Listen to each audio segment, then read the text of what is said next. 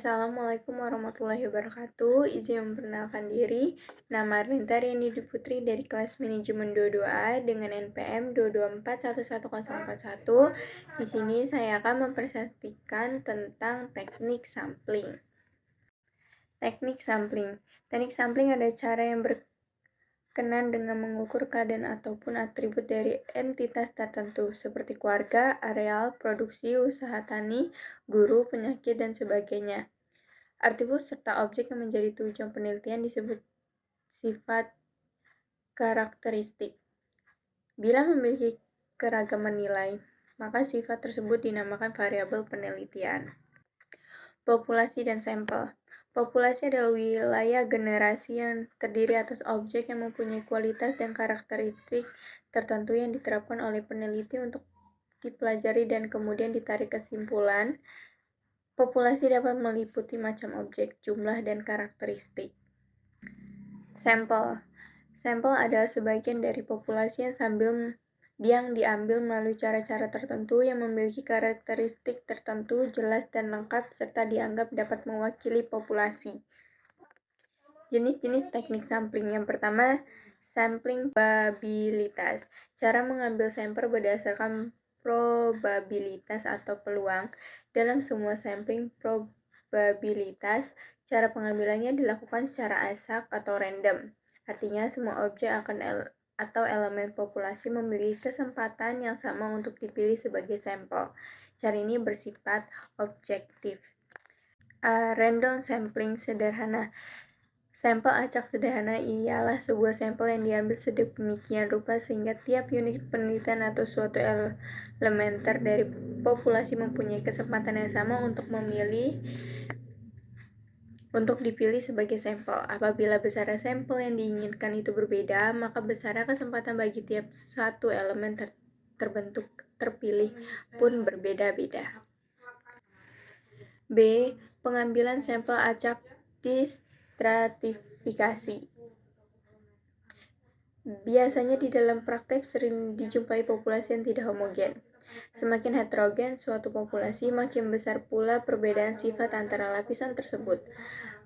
Presisi dan hasil yang dapat dicapai dengan penggunaan satu objek mengambil sampel, antara lain dipengaruhi oleh derajat keseragaman populasi yang bersangkutan. C. Cluster sampling.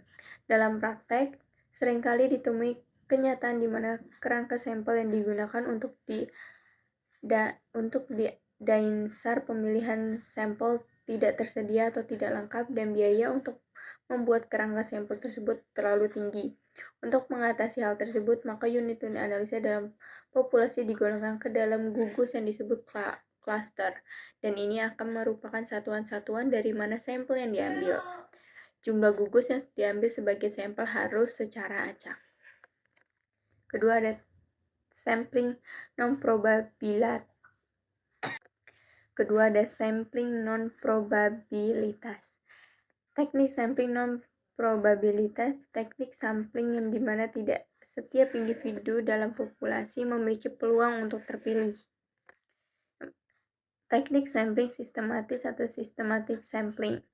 Teknik ini sebenarnya dapat termasuk kepada teknik random sampling sederhana yang digunakan secara ordinal.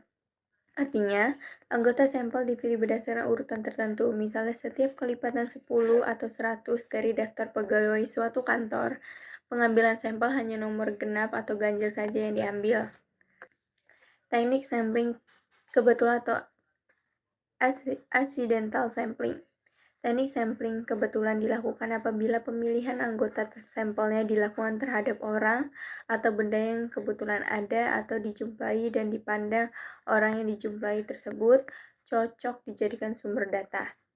Misalnya, kita ingin meneliti pendapat masyarakat tentang kenaikan harga atau keluarga berencana, maka pernyataan diajukan kepada mereka yang belum kebetulan dijumpai di pasar atau di tempat-tempat lainnya. Teknik sampling bertujuan Selanjutnya ada teknik sampling bertujuan atau purposive sampling. Teknik ini digunakan apabila anggota sampel yang dipilih secara khusus berdasarkan tujuan penelitiannya.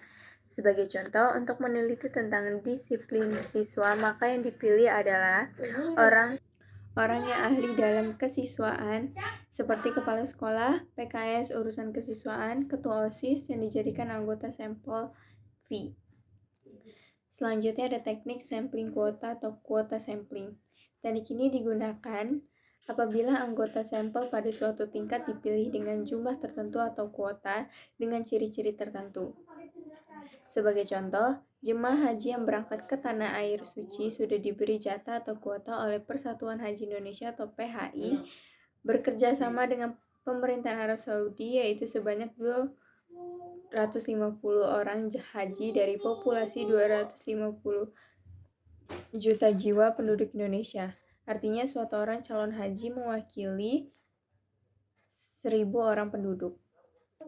Selanjutnya, ada teknik bola salju atau snowball sampling.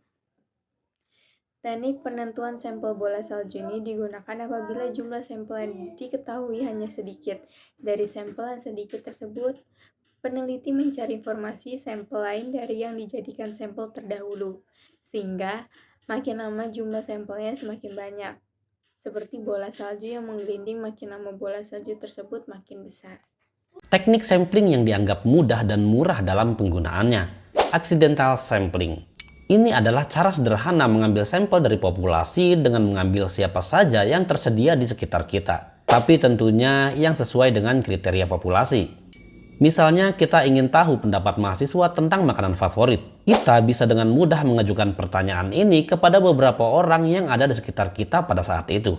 Intinya, teknik ini adalah teknik penarikan sampel yang didapatkan secara kebetulan. Kebetulan ada orang yang pas yang bisa memberikan informasi. Contoh lainnya, kita ingin tahu apa yang membuat orang senang bermain game. Kita bisa bertanya kepada orang-orang di sekitar kita, seperti teman sekamar, tetangga, atau bahkan rekan kerja. Kelebihan accidental sampling adalah simpel dan mudah dilakukan tanpa perlu perencanaan khusus.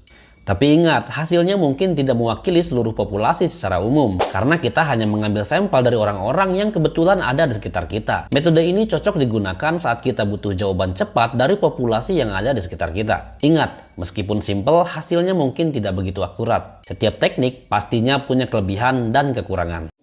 Sekian presentasi dari saya, maaf jika ada salah kata. See you the next video. Apabila hati hilang cahaya iman, langkahnya hidup hitam tanpa penerang.